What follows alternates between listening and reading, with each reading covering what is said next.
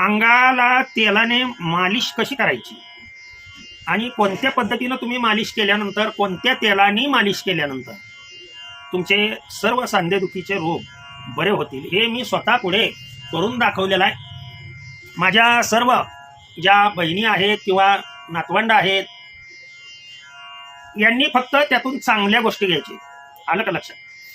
मी अगोदरच सांगतो की वजन माझं 100 किलो आहे, पण स्ट्रॉंग आहे. आलं का लक्षात? तुम्ही व्हिडिओ पुढे बघा म्हणजे तुमच्या लक्षात येईल. तरी मी दिवस दिवस कसा उभा राहत असेल आणि त्याला कुणाची कृपा असेल ते तुमचे तुम्ही शोधा. बघ, मालिश करताना नेहमी लक्षात ठेवा ते अशा पद्धतीनं उलटी मालिश करायची, खाली कधी मालिश करायची नाही. ही मोहरीचं तेल मी लावून दाखवतोय तुम्हाला सर्वांना. ते पहिल्यापासून जवळजवळ गेली 30 वर्ष झालं ते अशी चरडे हाताला सुद्धा असं लावायचं. लक्षात ठेवा ह्या गोष्टी सांधेवात ज्यांना आहे त्यांच्यासाठी. हे असं उलट उलट लावायचं त्या हाताने. बरं, कोणी लावावं अशी अपेक्षा करू नका. आपण इथं तेव्हा त्या बोटाला सुद्धा पूर्णपणे या बोटाला या हाताने घ्या. आता त्या हाताची मालिश करताना असं उलट तेल हे पूर्णपणे उलट लावायचं. पूर्णपणे असं लावता आलं पाहिजे. मुलांना असू द्या, मुलीला असू द्या, कितीही वयस्कर व्यक्तीला असू द्या, की मालिश करताना ही अशी बोट पूर्णपणे ही असे घालून ते बोट इकडं तिकडं अशा पद्धतीनं इथले हे पॉइंट असे सगळे शरीरावरचे असे दाबून इथं मानाला सुद्धा लक्षात ठेवा. ही मानाला खालून वर अगोदर तेल लावा, खालून वर. हे असं असं तेल लावायचं असं, आणि मग ती अशी तुम्ही पूर्णपणे अशी मालिश करू शकताय. पायाला तशाच पद्धतीनं कुठलाही भाग ठेवायचा नाहीये. हे पायालाही त्याच पद्धतीनं तेल अगोदर लावून घ्यायचं. असं खालून वरती लावायचं. लक्षात ठेवा, गुडघ्याच्या भागावरती गुडघे ज्यांचे जास्त दुखतात त्या व्यक्तींसाठी हे पायी असा वर घेऊन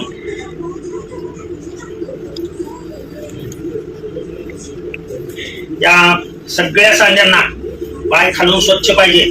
त्या पायांना सुद्धा खालून पायांना तळव्यांना पूर्णपणे बोटाला ते सगळ्या भागाला, बोट्याच्या सगळ्या भागाला. मी मुद्दाम आता ही डबल माझी आंघोळ आहे, मी सकाळी केलेलीच आहे, परंतु बऱ्याच जणांनी सर तेल कसं लावायचं असतं ते आम्हाला सांगा अशी कमेंट्स केली. त्याच्यामुळे तेल लावताना असं नेहमी आणि गुडघा चोळत असताना असं नेहमी गुडघ्याच्या वाटीवर चोळायचं नाही. इथं दाखवा असं, हे बा असं कडनी गुडघ्याच्या वाटेच्या कडनी हा भाग जो आहे हा शिरांचा भाग, हा शिरांचा भाग चोळायचा आहे. लक्षात ठेवा. इथं खाली ही खालच्या ही शिरा पूर्णपणे अशा झाल्या पाहिजे. त्या कोटरीच्या शिरांनाही काय करायचं, असं उलट तेल गेलं पाहिजे ना त्यामध्ये. आणि तुम्ही असं लावलं की ही अशी मालिश झाली. हो, लक्षात आलं का? परंतु तेल लावताना नेहमी असं लावायचं की जेणेकरून ते तेल असं पूर्णपणे त्वचेमध्ये गेलं पाहिजे. आणि जेवढा काय वात आहे तेवढा वात आपला थंडीच्या दिवसामध्ये, पावसाळ्याच्या दिवसामध्ये, आता हे सांगितलंय पाठीमागं, पावसाळ्याच्या दिवसामध्ये काय करायचं ते सांगितलेलं आहे, कुठलं तेल वापरायचं ते सांगितलेलं आहे. वेगवेगळे चॅनल आहेत. बैसर संगीत हा आता नवीनच चॅनल सुरू केलेला आहे. त्याच्यावरती बरेच कावीळ आहे, कॅन्सर आहे, पुन्हा मूळव्याध आहे.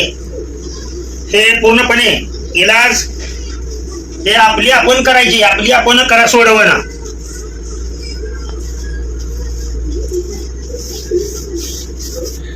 तळव्याला वगैरे व्यवस्थित लावायचं.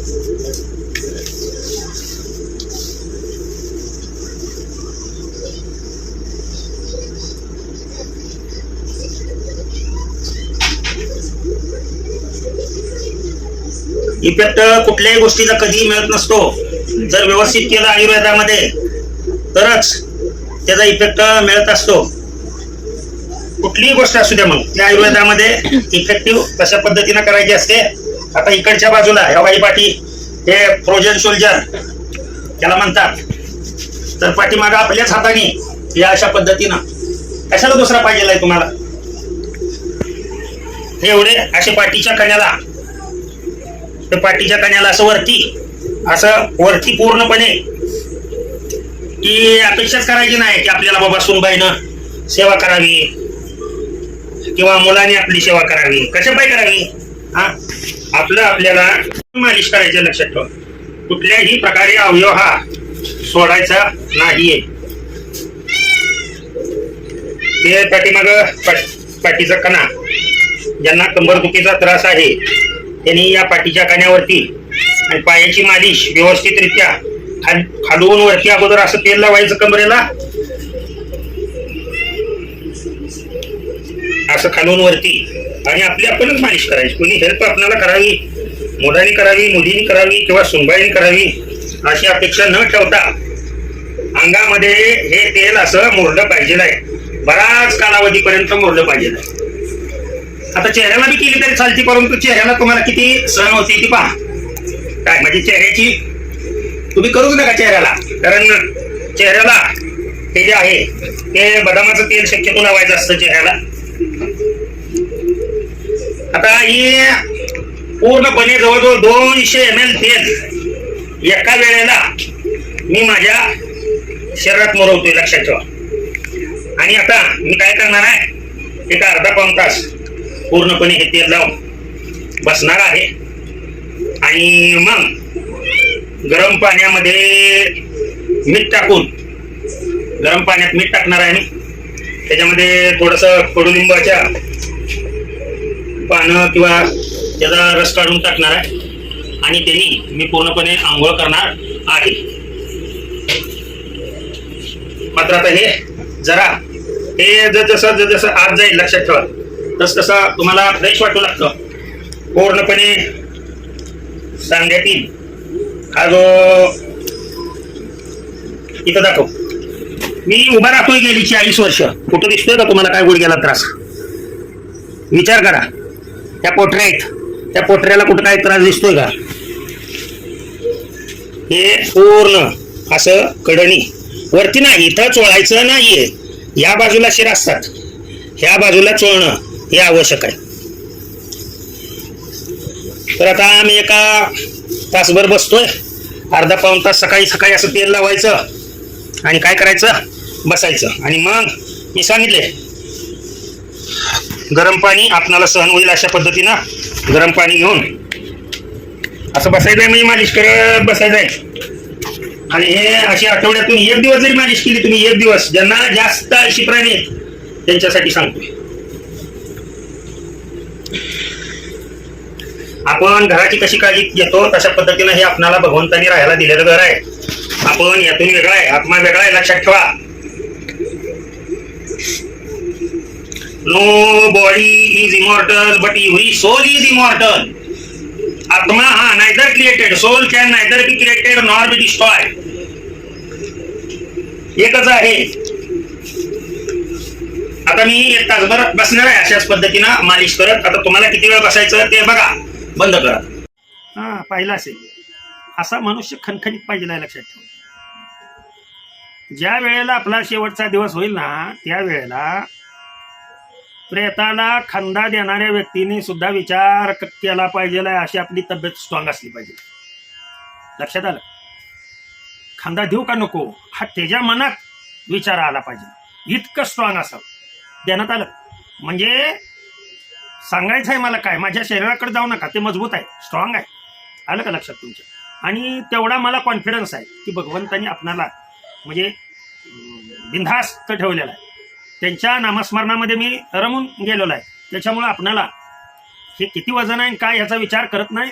100 हे गेली 30 वर्ष मी वजन मेंटेन केलेलं आहे, ना कमी ना जादा.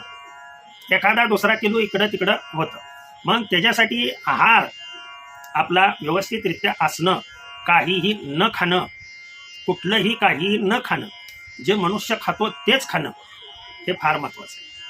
ओके, झालेली सेवा तुम्हा सर्व भक्तजनांच्या चरणी अर्पण करतो आणि सेवेला पूर्णविराम देतो.